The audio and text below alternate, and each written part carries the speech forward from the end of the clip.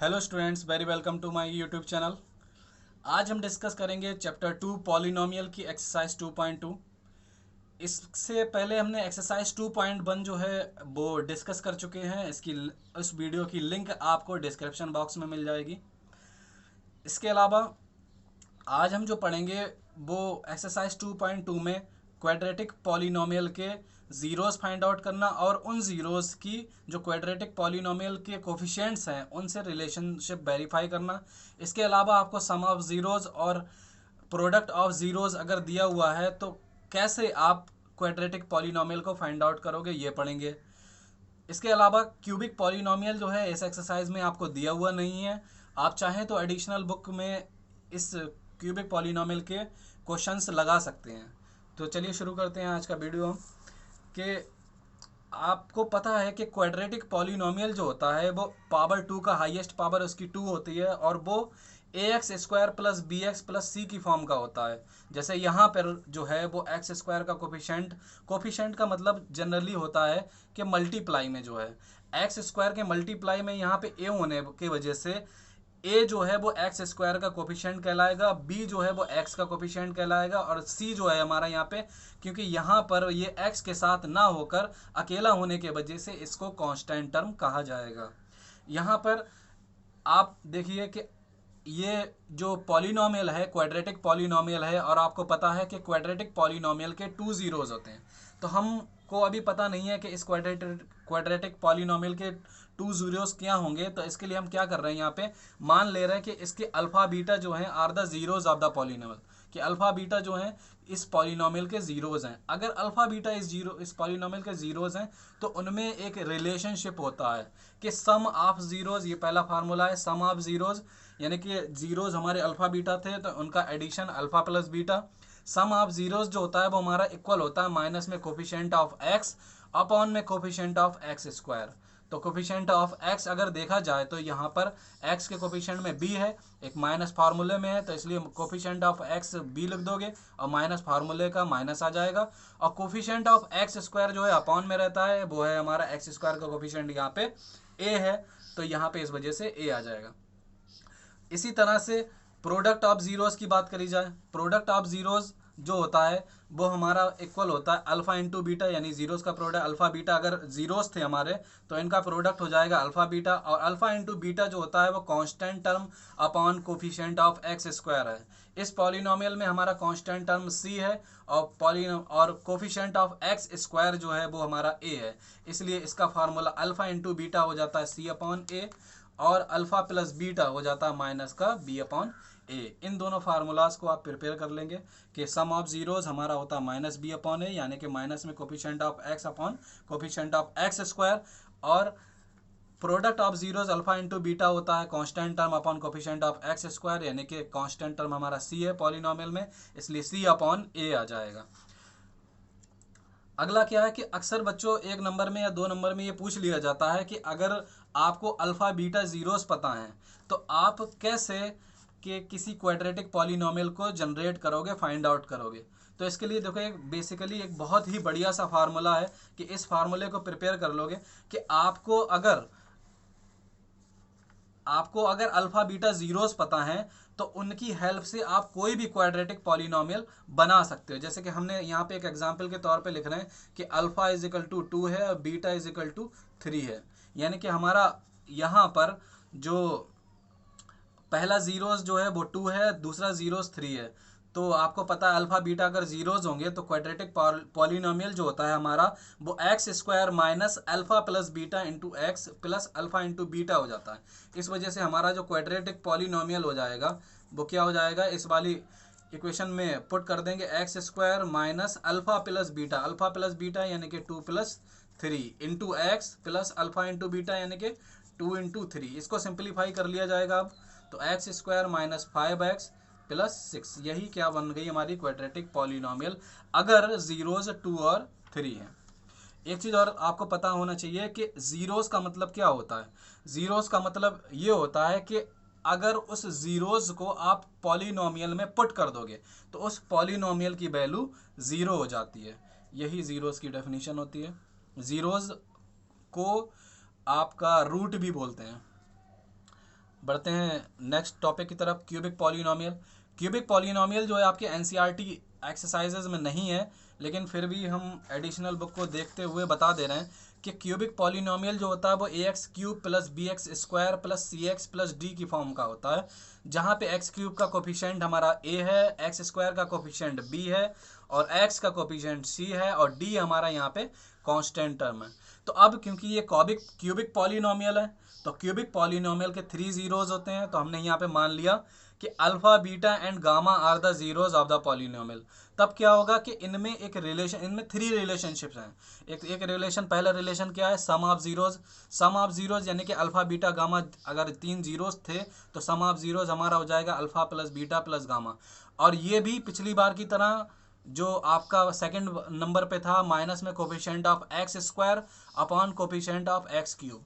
जैसे वहाँ पे पिछली बार क्या हो रहा था कि हर बार coefficient of x square upon में आ रहा था, यहाँ पे तीनों फार्मूलों में कोफिशिएंट ऑफ एक्स क्यूब नीचे आएगा। जैसे कि देखिए कि यहाँ पे कोफिशिएंट ऑफ एक्स स्क्वायर हमारा था, एक्स स्क्वायर के इनटू में हमारा जो है वो बी है, इसलिए coefficient of x square B हो गया।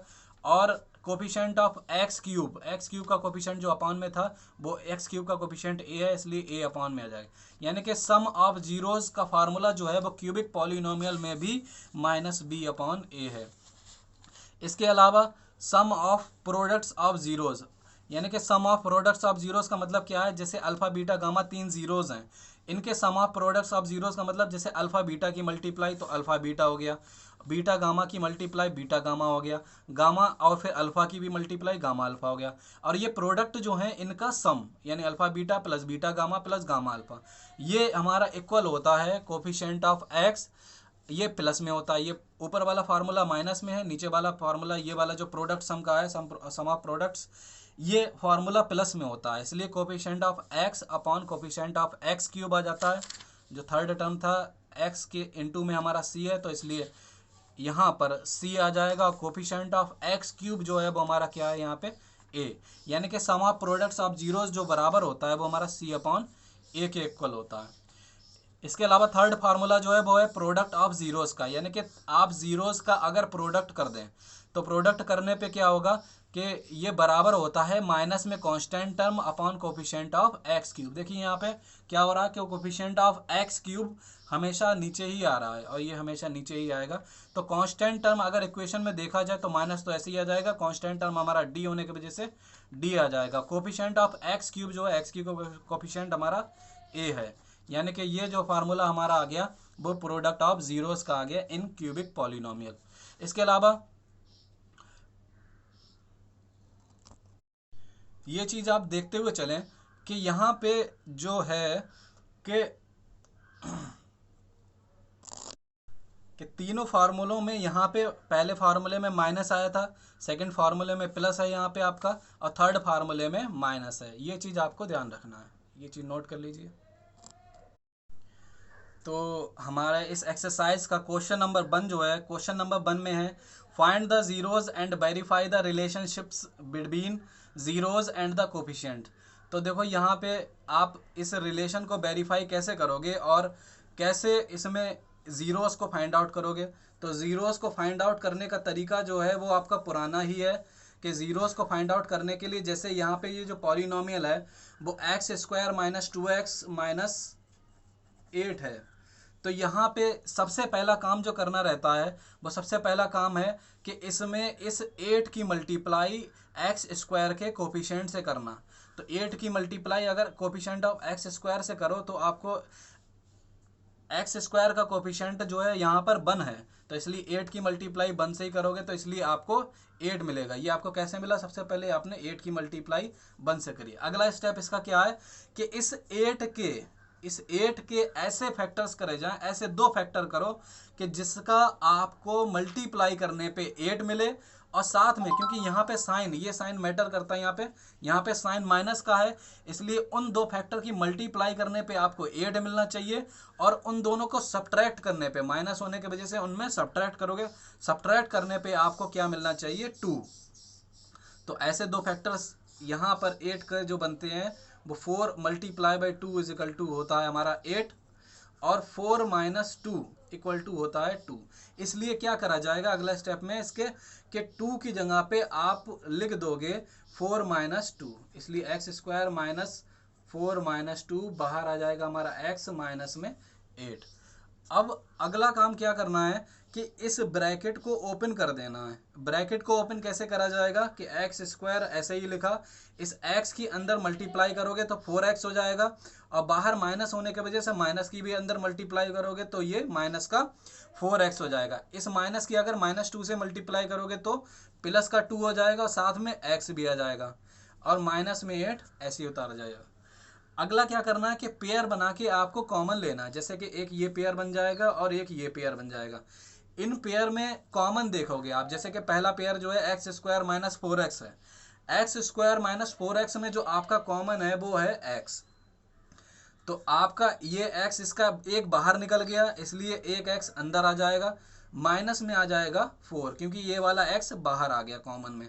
प्लस में इन दोनों में कॉमन देखा जाए तो 2x माइनस 8 में अगर कॉमन देखा जाए तो कॉमन हमारा क्या हो जाएगा, तो कॉमन हमारा होता है यहाँ पे 2। तो इस वजह से x के इनटू में 2 था वो बाहर निकल गया, माइनस में आ जाएगा 4।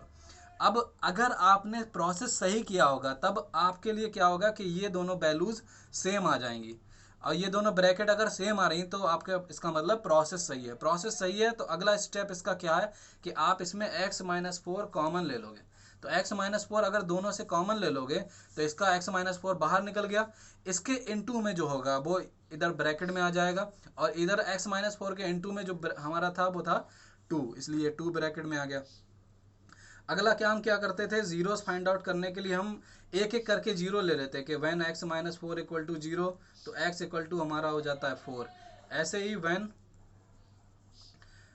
x प्लस 2 इक्वल टू 0 तो x इक्वल टू माइनस 2 आ जाता है। इतना काम आपको करना है फैक्टराइज करने के लिए। जिनको अभी ये क्वेश्चन समझने में प्रॉब्लम आई हो वो इस वीडियो को दोबारा देखें। इसके अलावा आगे क्वेश्चंस करेंगे तो और ज़्यादा क्लियर हो जाएंगे, इसी तरह के और क्वेश्चन भी आएंगे। तो देखो अगला काम क्या क्या इसमें देखो क्या करना था, find the zeros find out करना था। उसके बाद हमें रिलेशनशिप वेरीफाई करना है। रिलेशनशिप वेरीफाई देखो कैसे करेंगे कि आप यहाँ पे मान लो कि ये जो है हमारे क्या है जीरो, तो रिलेशनशिप देखो वेरीफाई ऐसे करा जाएगा, जो आपने पीछे फार्मूला पढ़ा है उनका यूज़ करा जाएगा कि सम ऑफ जीरोज। तो सम ऑफ जीरोज जो होता है वो हमारा पीछे आपने जो फार्मूला पढ़ा था वो क्या पढ़ा था कि माइनस में coefficient of X upon coefficient of x square. तो देखा जाए तो कोफिशिएंट ऑफ एक्स जो है हमारा इस इक्वेशन में, इस पॉलिनोमियल में कोफिशिएंट ऑफ एक्स क्या है, एक्स के इनटू में -2 है, तो यहाँ पे इस वजह से ये -2 आ जाएगा। अपॉन में जो है कोफिशिएंट ऑफ एक्स स्क्वायर है, तो एक्स स्क्वायर का कोफिशिएंट यहाँ पर जो है वो क्या है 1। इस माइनस जो बाहर मौजूद है इसकी माइनस के अंदर मल्टीप्लाई हो जाएगी, माइनस माइनस हो जाएगा प्लस का 2। और LHS में देखो सम ऑफ जीरोज आपने लिखा हुआ है, तो आपके ये जो जीरोज निकल के आए थे 4 और -2, इनका सम कर लोगे। सम का मतलब 4 प्लस और दूसरा वाला जीरोज था -2, 4 में से 2 माइनस प्लस हो जाएगा माइनस, 4 में से 2 जाएगा 2।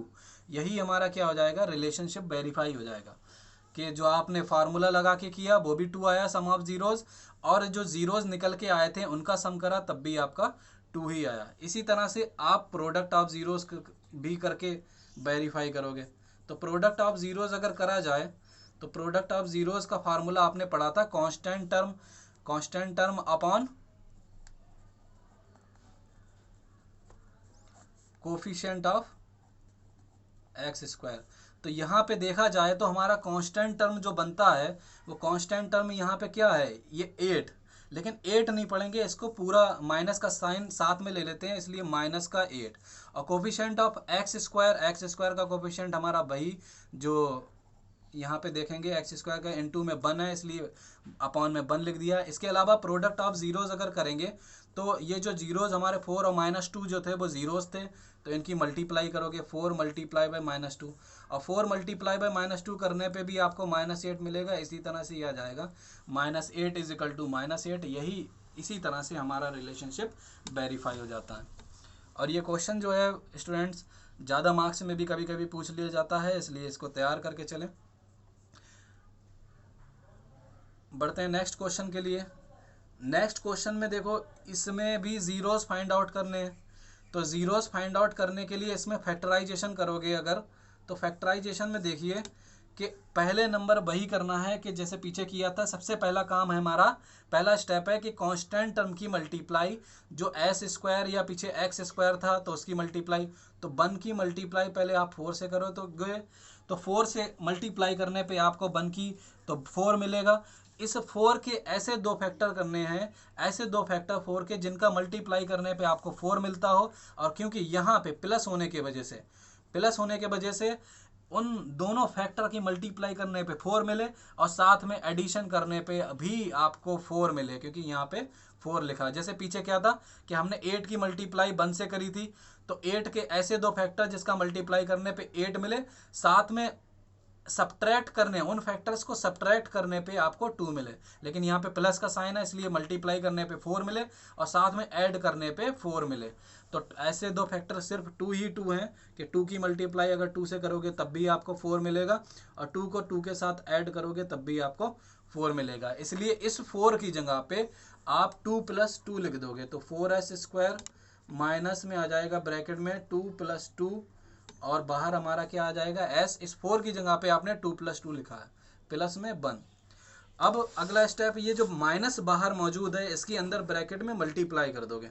अगर इस माइनस की अगर ब्रैकेट में मल्टीप्लाई करी जाए और बाहर s भी मौजूद है, तो s की भी मल्टीप्लाई करी जाए तो माइनस का 2s, और साथ में माइनस की मल्टीप्लाई जब इस प्लस से होगी तब भी ये माइनस का 2s आ जाएगा +1।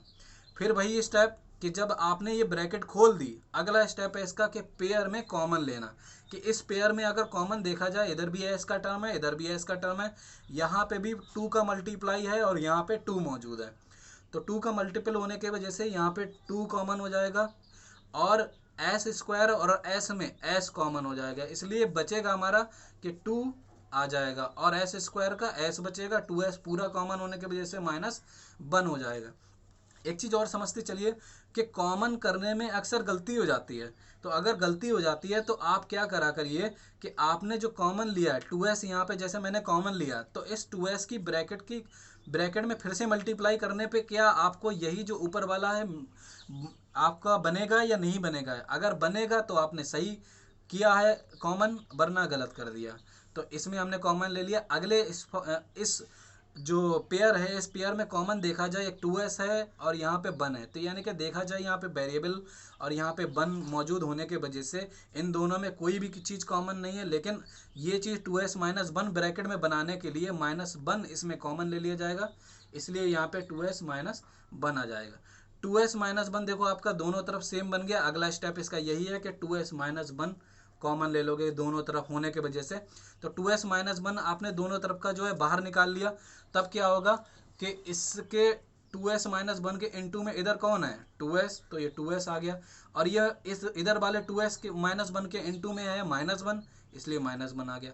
एक तरह से देखा जाए तो हमारे 2s - 1 इधर भी है, 2s - 1 इधर भी आ गया, उससे कोई फर्क नहीं पड़ रहा। तो एक एक करके आप क्या करोगे, इनको 0 के इक्वल कर लोगे कि व्हेन 2s - 1 = 0, तो 2s = हो जाएगा हमारा 1, -1 को उधर भेज दोगे RHS में s की वैल्यू निकालने के लिए, तो s की वैल्यू आ जाएगी हमारी 1/2, 2 जो है अपॉन में पहुंचने के बाद। ऐसे ही जो है इसको भी आप करोगे व्हेन 2s - 1 = 0, तब भी s की वैल्यू क्या आएगी हमारी 1/2। आगे क्या है हमारे जीरोस तो फाइंड आउट हो गए, ये दोनों जीरोस हो गए। अब हमें जो है रिलेशन वेरीफाई करना। रिलेशन वेरीफाई वही पिछले सवाल की तरह ही करोगे कि यहाँ पे आप लिखोगे पहले सम ऑफ जीरोज। तो सम ऑफ जीरोज अगर लिखा जाए यहाँ पे, तो सम ऑफ जीरोज, तो सम ऑफ जीरोज यहाँ पे हमारा हो जाएगा वही पिछला फार्मूला के माइनस में coefficient of x² upon coefficient of x³। तो कोफिशिएंट ऑफ x, यहाँ पे लिखोगे coefficient of x upon coefficient of x²। तो कोफिशिएंट ऑफ x जो देखा जाए हमारा कि x तो नहीं है यहाँ पे, ये आपकी इक्वेशन s में थी तो इसलिए x की जगह पे s आ जाएगा, तो coefficient of s upon s² आ जाएगा। तो कोफिशिएंट ऑफ एस जो है हमारे यहाँ पे क्या, एस के इनटू में जो है वो हमारा -4 है, इसलिए यहाँ पे माइनस बाहर एक मौजूद था और एस का कोफिशिएंट -4 अपॉन में आ जाएगा कोफिशिएंट ऑफ एस स्क्वायर का कोफिशिएंट भी हमारा है 4, माइनस माइनस हमारा हो जाएगा +4/4 इक्वल टू आ जाएगा 1। और सम ऑफ जीरोज यहीं पे आप जो लिखा हुआ है कि जो जीरोज आपके निकल के आए थे 1/2 + 1/2, इन दोनों का भी एडिशन कर लोगे। 1/2 को अगर ऐड करोगे हाफ हाफ हमारा हो जाता है 1, यही क्या हो जाएगा LHS = RHS, यानी कि रिलेशनशिप हमारा वेरीफाई हो गया। फिर बढ़ते हैं हम इसके प्रोडक्ट ऑफ जीरोज से वेरीफाई करने के लिए, तो प्रोडक्ट ऑफ जीरोज लिख देंगे। तो प्रोडक्ट ऑफ जीरोज जो होता है हम यहाँ पे चाहें तो डायरेक्ट लिख दें कि डायरेक्ट क्या, प्रोडक्ट ऑफ जीरोज हमारा होता है कांस्टेंट टर्म है हमारा यहाँ पे 1 और एस स्क्वायर का कोफिशिएंट अपॉन में आएगा, तो एस स्क्वायर का कोफिशिएंट है 4। और प्रोडक्ट ऑफ जीरोज अगर आप यहाँ से भी करोगे 1/2 मल्टीप्लाई बाय 1/2 जो आपके जीरोज निकल के आए थे, तो क्या होगा, इनकी मल्टीप्लाई करने पे भी आपको 1/4 ही मिलेगा। यही चीज़ हमारी वेरीफाई कर देती है इस चीज़ को। बढ़ते हैं नेक्स्ट क्वेश्चन की तरफ। 1 का थर्ड जो क्वेश्चन है, इसमें थर्ड वाले में भी आपको इसमें फैक्टराइज करना है, तो लेकिन इस सवाल को आप गौर से देखिए कि गौर से देखने पे आपको क्या मिलेगा कि यहाँ पे जो ये जो पॉलिनोमियल लिखा हुआ है, ये पॉलिनोमियल क्या है कि ऑर्डर्ड में नहीं है। ऑर्डर क्यों नहीं है, क्योंकि आप देखो ये जो दो सवाल करे उसमें x² फिर x एक ऑर्डर में होता था कि पहले 2 डिग्री मतलब आपका 2 पावर है फिर 1 पावर है, लेकिन यहाँ पे क्या है कांस्टेंट टर्म पहले आ गया है, बीच में आ गया है, तो इसलिए इसको क्या कर देंगे, कांस्टेंट टर्म्स को राइट हैंड साइड में हम भेज देंगे। तो इसे दूसरी तरफ भेजने के लिए क्या करोगे, 6x² - 7x पहले आ जाएगा, -3 को इधर लिख सकते हैं। अब अगला काम क्या है कि यहाँ पर हम वही पिछला प्रोसेस करेंगे कि पहले नंबर इस जो कांस्टेंट टर्म है हमारा वो है 3 की मल्टीप्लाई 6 से करोगे, तो 3 की मल्टीप्लाई 6 से करने पे मिलेगा आपको 18। अब इस 18 के दो ऐसे फैक्टर लोगे जिसका मल्टीप्लाई करने पे आपको 18 मिले, और साथ में क्योंकि यहाँ पे माइनस मौजूद है तो माइनस करने पे आपको 7 मिलना चाहिए। तो ऐसे कौन से दो फैक्टर हैं जिनका मल्टीप्लाई करने पे आपको 18 मिलेगा और माइनस करने पे आपको क्या मिलेगा, आपको 3 मिलेगा। तो आपको पता होगा कि हमारे 9 मल्टीप्लाई बाई 2 होता है 18, और 9 में से 2 अगर आप सब्ट्रैक्ट कर दोगे, यहाँ पे 7 बोलेंगे कि आपको सब्ट्रैक्ट करने पे क्या मिलना चाहिए, 7। तो 9 में से अगर 2 सब्ट्रैक्ट कर दोगे तो हमारा मिलेगा 7। इसलिए अब क्या करा जाएगा, जो 7 है उस 7 की जगह पे आप लिख दोगे 9 - 2, तो 6x² - 7 की जगह पे आ जाएगा 9 - 2 इंटू x - 3। अगला काम है कि इस ब्रैकेट को ओपन करना। इस ब्रैकेट को अगर ओपन करा जाएगा तो क्या होगा कि माइनस की अंदर मल्टीप्लाई हो जाएगी, साथ में x की भी मल्टीप्लाई हो जाएगी, तो माइनस का 9x और माइनस माइनस हो जाएगा हमारा प्लस का 2x - 3। अब इन दोनों टर्म में कॉमन देखना है और इन दोनों टर्म में कॉमन देखना है। तो 6x² - 9x में अगर कॉमन देखा जाए तो ये 3 के दोनों मल्टीपल हैं, तो 3 कॉमन लिया जा सकता है, और x² और x में x कॉमन लिया जा सकता है। इसलिए ब्रैकेट में हमारा आएगा 3 2 जा 6 होता है, इसलिए 2 आ जाएगा, और x² का एक x निकल चुका था इसलिए सिर्फ x आ जाएगा। ये x तो आपका बाहर जा चुका है, साथ में 9 का जो 3 है वो जा चुका है, तो यहाँ पे इसलिए 3 आ जाएगा क्योंकि 3 3 जा 9। अब इन दोनों में कॉमन देखा जाए, ये आपका 2x वेरिएबल का टर्म है और ये 3 आपका अलग टर्म है, तो इन दोनों में कोई भी चीज़ कॉमन नहीं हो रही। जब कोई चीज़ कॉमन नहीं होती है तो 1 होता है कॉमन, HCF जो होता है वो कॉमन का ही काम करता है, इसलिए 2x - 3 आ जाएगा। अब अगला काम क्या है इसमें कि 2x - 3 इधर भी आ गया, 2x - 3 इधर भी आ गया, इसलिए 2x - 3 आप कॉमन ले लोगे। तो 2x - 3 अगर कॉमन लिया पूरे पॉलिनोमियल से, तो 2x - 3 के कोफिशिएंट जो है यहाँ इनटू में जो है वो 3x है, वो चीज़ ब्रैकेट में आ जाएगी। यहाँ पे जो है 2x - 3 के इनटू में प्लस का 1 है, इसलिए प्लस का 1 आ जाएगा। अगला काम क्या है हमारा इसमें कि जो हमारा फैक्टराइजेशन हो गया, इस फैक्टराइजेशन से जीरोस फाइंड आउट कर लेना। जीरोस फाइंड आउट करने के लिए क्या करोगे कि आप एक एक करके इनको जीरो करोगे। तो एक एक करके अगर जीरो करा जाए कि वैन 2x - 3 = 0 है तो 2x = 3 हो जाएगा और x = हमारा हो जाएगा 3/2। इसी तरह से ये अगला टर्म जो अगला फैक्टर है 3x + 1 = 0 है तो 3x = हो जाएगा -1, क्योंकि +1 RHS में जाके हो जाएगा -1, x = आ जाएगा -1/3। इस तरह से हमारे क्या आ गए, ये दोनों जीरोस फाइंड आउट होकर आ गए। अब हमें क्या करना है कि रिलेशनशिप वेरीफाई करना है। रिलेशनशिप वेरीफाई करने के लिए क्या करोगे, आप यहाँ पे लिखोगे सम ऑफ जीरोज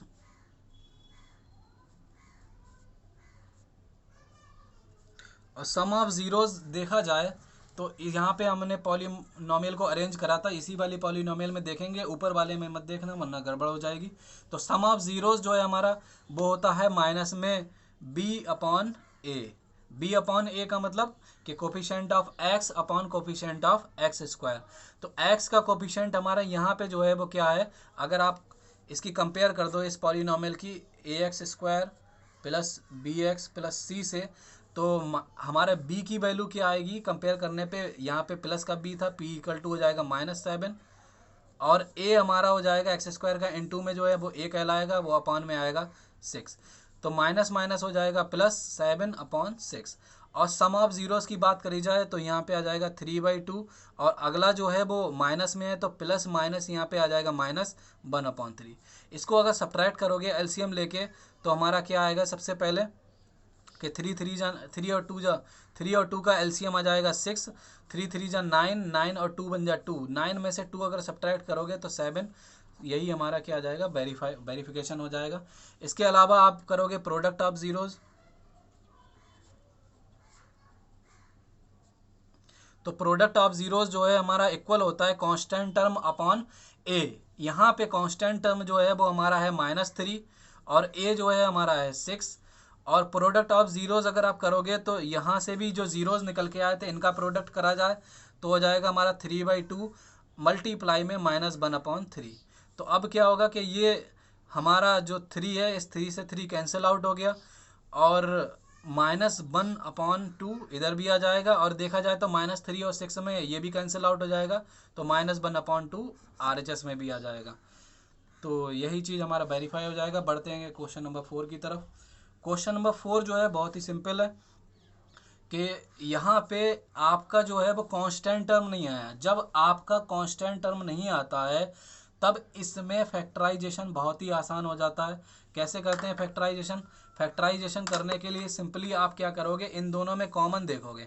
इन दोनों में अगर कॉमन देखा जाए 4 की टेबल में 8 आता है इसलिए 4 कॉमन हो जाएगा, u² और u में u कॉमन हो जाएगा तो बचेगा हमारा ये u² का u तो एक बाहर निकल गया था तो सिर्फ हमारा एक u बचेगा और यहाँ पे u तो बाहर निकल गया था और साथ में 8 की जगह पे जो 8 है 8 में से 4 कॉमन हो गया था। अगर 8 में से 4 कॉमन हो गया था तो ब्रैकेट में हमारा 2 बचेगा। अब क्या करोगे, ये हमारा एक तरह से फैक्टराइजेशन हो गया। अगर ये फैक्टराइजेशन हो गया तो इससे आप जीरोज निकाल लोगे। जीरोज निकालने के लिए वही कि वैन पहले पहला फैक्टर जीरो करोगे कि वैन 4u = 0 तो u = हमारा जो है 4 0 के अपॉन में पहुंच जाएगा और 0 अपॉन समथिंग जो होता है वो 0 ही होता है। अगला फैक्टर जो है निकालने के लिए क्या करोगे कि वैन u + 2 = 0 तो u = हो जाएगा -2। तो इस तरह से हमारा ये सेकंड जीरोज निकल के आ गया। अब यहाँ पे रिलेशन वेरीफाई करने के लिए क्या करोगे आप कि यहाँ पे लिखोगे सम ऑफ जीरोज, तो सम ऑफ जीरोज जो होता है हमारा इक्वल होता है -b/a। अब यहाँ पे जो इक्वेशन जो है एक तरह से u में थी तो हम यहाँ पे जो है आप क्वाड्रेटिक पॉलिनोमियल लिख सकते हो au² + bu + c। अब यहाँ पे u² का कोफिशिएंट जो है वो a है, a अगर कंपेयर करोगे तो a = 4 आएगा और b इक्वल टू 8 आएगा और c इक्वल टू 0 आएगा, क्योंकि यहाँ पे कोई कांस्टेंट टर्म नहीं है, जो चीज़ नहीं होती वो चीज़ 0 मानी जाएगी यहाँ पे।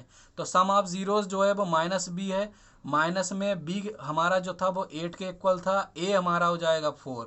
सम ऑफ जीरोस की बात करी जाए तो 0 माइनस 0 प्लस -2 आ जाएगा, और प्लस माइनस हो जाता है माइनस, तो इस वजह से -2 आ जाएगा। -8 और 4 को कैंसिल आउट कर लिया जाएगा, तो इस वजह से हमारा यहाँ पे -2 आ जाएगा। अब क्या करेंगे हम, प्रोडक्ट ऑफ जीरोज। तो प्रोडक्ट ऑफ जीरोज जो होता है वो आपको पता है कि वो इक्वल है c अपॉन ए के। c हमारा यहाँ पे कांस्टेंट टर्म है हमारा 0, और a है हमारा 4, और 0 अपॉन समथिंग जो होता है वो इक्वल हो जाता है 0 के।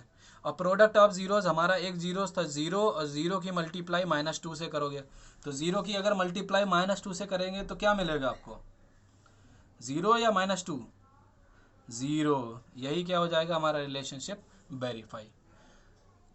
पास the video to note it down. बढ़ते हैं फिफ्थ क्वेश्चन की तरफ। फिफ्थ क्वेश्चन में देखो क्या कर रखा है कि आपको यहाँ पर अब जो टी स्क्वायर -15 दिया है, एक तरह से कोई आपको टी का टर्म नहीं दिया। अगर टी का टर्म नहीं दिया है तो उस टी के टर्म को इनटू में 0 कंसीडर करा जाएगा। कि जैसे कि अगर हम चाहें तो इसको दो तरह से कर सकते हैं कि एक तो फैक्टराइजेशन कर सकते हैं। फैक्टराइजेशन करने के लिए आपको a square minus B square का फार्मूला लगाना पड़ेगा, इसलिए b हो यानी कि 15 को जो है √15 का होल स्क्वायर लिख दोगे तो ये फैक्टराइजेशन करके भी हो सकता है। दूसरा, इसको जो है डायरेक्ट भी आप कर सकते हो कि व्हेन जीरोस फाइंड आउट करने के लिए when T square -15 equal to 0, तो T square is equal to हो जाएगा 15, और t is equal to square root लेने पे क्या आ जाएगा यहाँ पे अंडर रूट में 15, और साथ में प्लस और माइनस। स्टूडेंट्स, प्लस और माइनस इसलिए जाता है क्योंकि प्लस के √15 का स्क्वायर करने पे भी आपको 15 मिलेगा, और माइनस के √15 का स्क्वायर करने पे भी आपको 15 मिलेगा।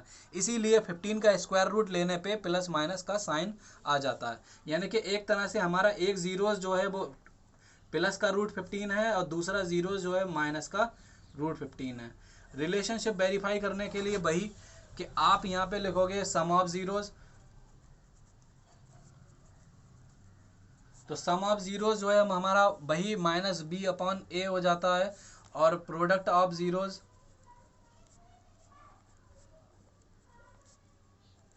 तो प्रोडक्ट ऑफ जीरोस हमारा c अपॉन a के इक्वल होता है। ये चीज़ प्रूव करने के लिए देखो यहाँ पे जैसे t का टर्म नहीं था तो यहाँ पे आप लिखोगे at स्क्वायर प्लस bt, क्योंकि t में इक्वेशन है प्लस का c।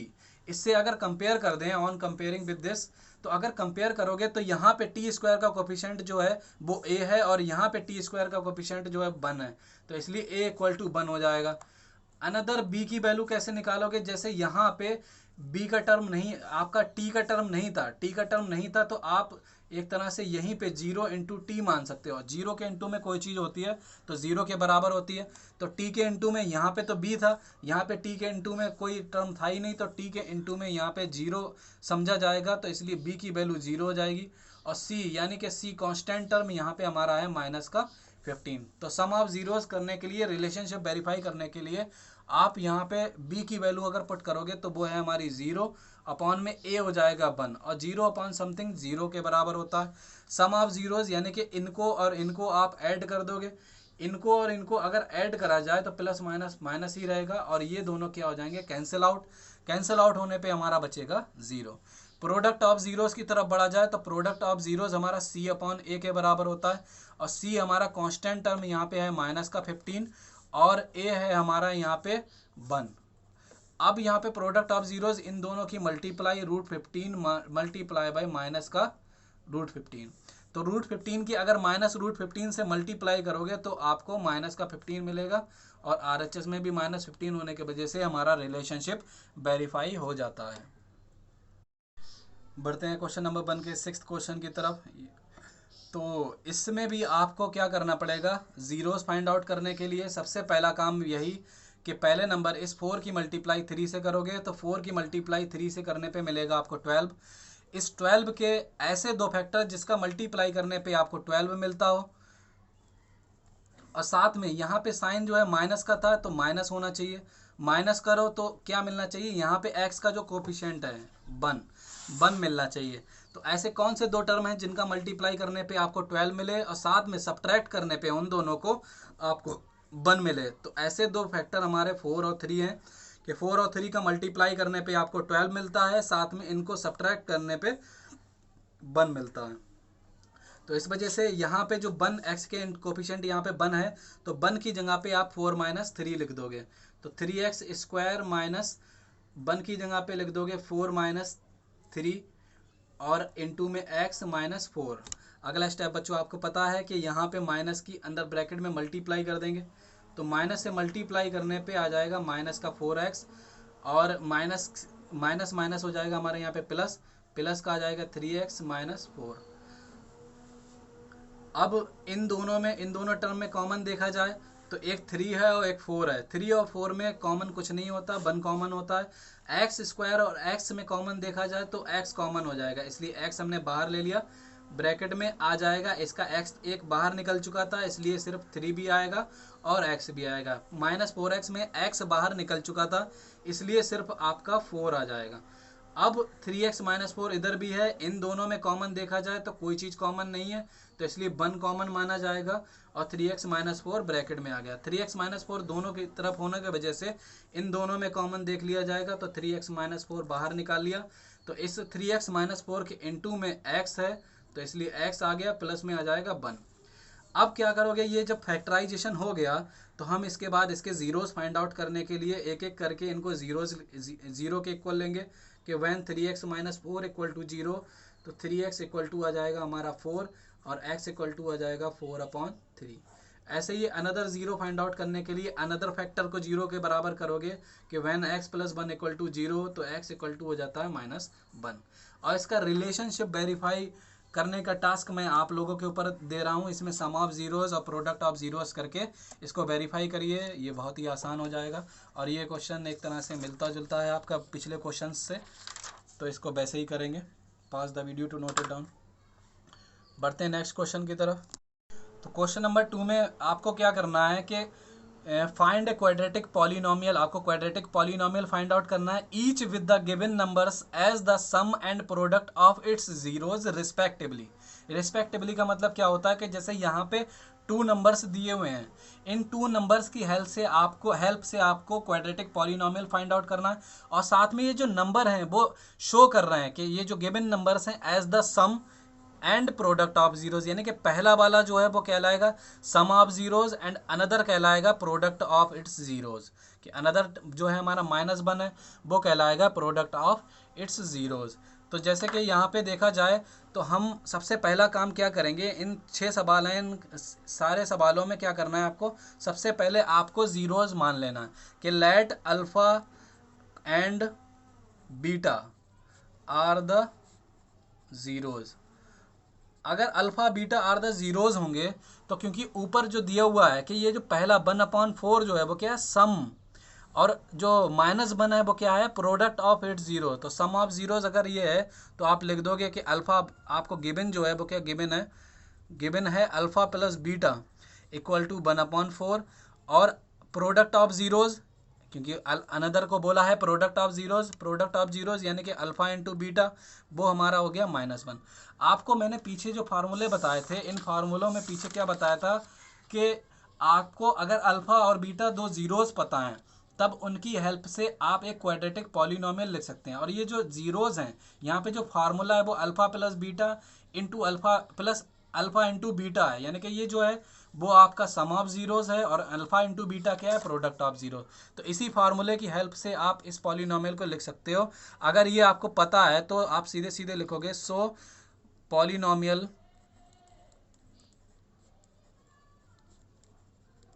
इज, कि पॉलिनोमियल आपका क्या हो जाएगा एक्स स्क्वायर माइनस ब्रैकेट में alpha plus beta plus alpha into beta. और यहाँ पे अब क्या काम करना है कि आपको वैल्यू पुट कर देना है। वैल्यू पुट करोगे तो यहाँ पे x square minus alpha plus beta हो जाएगा 1/4 प्लस अल्फ़ा इंटू बीटा हो जाएगा -1। अब यहाँ पे क्या काम करना है कि देखो वैसे तो ये आंसर आपका हो गया, इसको और सिंपलीफाई किया जा सकता है कि जैसे कि अब किसी भी पॉलिनॉमियल में आप किसी भी कांस्टेंट से मल्टीप्लाई कर सकते हैं। मल्टीप्लाई कैसे कर सकते हैं कि जैसे कि मैंने बताया था आपको कि पॉलिनॉमियल जो होता है वो इक्वेशन की तरह ही होता है, बस उसमें इक्वल में जीरो नहीं दिया होता है। लेकिन आपको यहाँ पे क्या करना है कि इक्वल जीरो मान के चलना है कि इक्वल में जीरो है। तो आप अगर देखा जाए तो हमारा ये पॉलिनॉमियल क्या बना, x square minus x upon four minus का बन ही तो बना ये पॉलिनॉमियल। ये आपका सफिशिएंट वैसे तो आंसर है, लेकिन आपको बुक के हिसाब से अगर आंसर चाहिए होगा तो देखो क्या करना पड़ेगा कि हमने बताया था कि पॉलिनॉमियल में इक्वल टू जीरो होता है, लेकिन वो चीज़ लिखते नहीं है।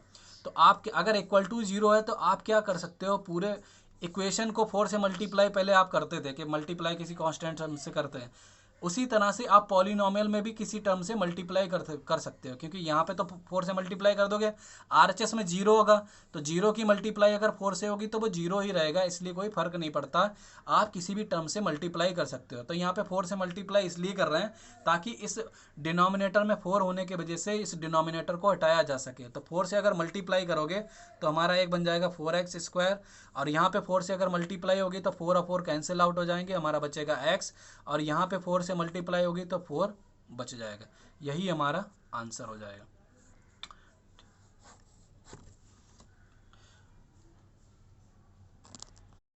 अब इसके सेकंड क्वेश्चन में भी देखो क्या है कि आपको ये वाला जो है पहला वाला कहलाएगा सम ऑफ जीरोज, और ये सेकंड वाला कहलाएगा प्रोडक्ट ऑफ जीरोज। तो हमने मान लिया भाई कि अल्फा बीटा जो है are the zeros of the given polynomial. तो गिवन क्या है कि आपको ये वाला जो था वो क्या था, सम ऑफ जीरोज यानी अल्फा प्लस बीटा, वो हो जाएगा √2, और अल्फा इंटू बीटा यानी प्रोडक्ट ऑफ जीरोज दिया है आपको 1/3। भाई आप क्या करोगे, आप x² माइनस ब्रैकेट में alpha plus beta into X plus alpha beta, ये आपका पॉलिनोमियल हो जाता है। यहाँ पर आप वैल्यू सब्सटीट्यूट कर दोगे, तो वैल्यू सब्सटीट्यूट करने पे अल्फ़ा प्लस बीटा की जगह पे लिख दोगे √2 into X plus alpha into beta हो जाएगा 1/3। फिर से भाई जैसे कि पीछे किया था कि इसका 3 हटाना है, 3 हटाने के लिए आप मल्टीप्लाई कर दोगे इसमें इस पॉलिनोमियल की, किससे, जो डिनोमिनेटर में है उसी से मल्टीप्लाई कर दोगे, मल्टीप्लाई बाई 3। तो 3 से अगर मल्टीप्लाई इस पॉलिनोमियल की करी जाए तो यहाँ पे आ जाएगा 3x², और यहाँ पे 3 भी आ जाएगा 3√2x, और प्लस में यहाँ पे 3 से मल्टीप्लाई हो गए तो 3 और 3 कैंसिल आउट हो जाएंगे, 3/3 बन जाएगा, तो इसलिए 1 आ जाएगा। यही हमारा आंसर हो जाता है। तो इसमें थर्ड क्वेश्चन की बात करी जाए 2 के थर्ड की, कि 2 के थर्ड में भी पहला वाला जो है हमारा जीरो कहलाएगा सम ऑफ जीरोज, और √5 कहलाएगा प्रोडक्ट ऑफ जीरोज। तो अल्फा बीटा वही जीरोज फाइंड मान लोगे आप कि let alpha and beta are the zeros. तो अल्फा प्लस बीटा हमारा हो जाएगा जीरो, और अल्फा इंटू बीटा हो जाएगा √5। तो सम ऑफ जीरोज और प्रोडक्ट ऑफ जीरोज पता है, तो आप इस फार्मूले में इसको पुट कर दोगे, तो x² minus alpha plus beta है zero into X plus alpha beta है हमारा √5। एक्स की मल्टीप्लाई जीरो से होगी तो वो हमारा जीरो ही बन जाएगा, तो हमारा सिर्फ √5 ही बचेगा। यही हमारा आंसर हो जाता है। अगला क्या है कि हमें ये जो रिस्पेक्टिवली दिया हुआ था पहला वाला, फिर से भाई हमारा सम ऑफ जीरोस कहलाएगा, और दूसरा वाला भी हमारा सम ऑफ प्रोडक्ट ऑफ जीरोस कहलाएगा। तो सम ऑफ जीरोस हमारा है 1, और यहाँ पे प्रोडक्ट ऑफ जीरोस भी है हमारा 1। अब पॉलिनोमियल हमारा यहाँ पे हो जाएगा, जो पॉलिनोमियल की इक्वेशन है उसमें वहाँ पे आप पुट कर दोगे कि x² minus alpha plus beta हो जाता है 1 into X plus alpha into beta भी हमारा है 1 की मल्टीप्लाई x से करोगे तो आपको x ही मिलेगा प्लस का 1। यही हमारा क्या हो गया, पॉलिनोमियल। बढ़ते हैं फिफ्थ क्वेश्चन की तरफ। फिफ्थ क्वेश्चन में क्या है कि आपको पहला वाला जो सम ऑफ जीरोज़ है वो माइनस 1/4, और प्रोडक्ट ऑफ जीरोज़ भी है हमारा 1/4। -1/4 यानी सम ऑफ जीरोज़ हो गया, और प्रोडक्ट ऑफ जीरोज़ भी हमारा 1/4 हो गया। अब क्या करोगे, यहाँ पे आप पॉलिनोमियल की इक्वेशन में आप पुट कर दोगे, तो x² minus alpha plus beta की जगह पे आएगा माइनस का 1/4 into X plus alpha into beta आएगा 1/4। माइनस माइनस हो जाएगा हमारा plus x² plus x/4 plus 1/4। अब क्या करेंगे, यहाँ पे पूरी इक्वेशन को 4 से मल्टीप्लाई कर देंगे। 4 से मल्टीप्लाई करने पे आपको मिलेगा 4x² प्लस यहाँ पे 4 अगर मल्टीप्लाई में आएगा तो 4 और 4 कैंसिल आउट हो जाएंगे, तो हमारा सिर्फ x ही बचेगा। और यहाँ पे अगर 4 मल्टीप्लाई में आएगा तो 4 और 4 कैंसिल आउट हो जाएंगे, तो बचेगा हमारा 1। यही हमारा आंसर हो जाता है। बढ़ते हैं लास्ट क्वेश्चन की तरफ। इस एक्सरसाइज के लास्ट क्वेश्चन हमारा जो पहला वाला है रिस्पेक्टिवली हमारा हो जाएगा सम ऑफ ज़ीरोज़ वो हमारा 4 हो गया, प्रोडक्ट ऑफ ज़ीरोज़ यानी कि वो हमारा 1 हो जाएगा। यहाँ पे पॉलिनोमियल की इक्वेशन में फिर से आप पुट कर दोगे, अल्फ़ा प्लस बीटा हो जाएगा 4 into X plus alpha beta था हमारा 1, यही हमारा क्या हो जाएगा 4 की मल्टीप्लाई करने पे ब्रैकेट खोलने पे हमारा मिलेगा 4x प्लस 1, यही हमारा आंसर होता है। इसी तरह से एक्सरसाइज कंप्लीट होगी और आई होप ये आपको टॉपिक क्लियर हुआ होगा। इसके अलावा अगर कोई प्रॉब्लम हुई हो तो कमेंट बॉक्स में बताएं। इसके अलावा ये आपको पढ़ाने का तरीका अच्छा लगा हो तब भी आप कमेंट बॉक्स में बताएं। इसको लाइक शेयर सब्सक्राइब करें। Thank you, thanks for watching. Stay home, stay safe and work harder.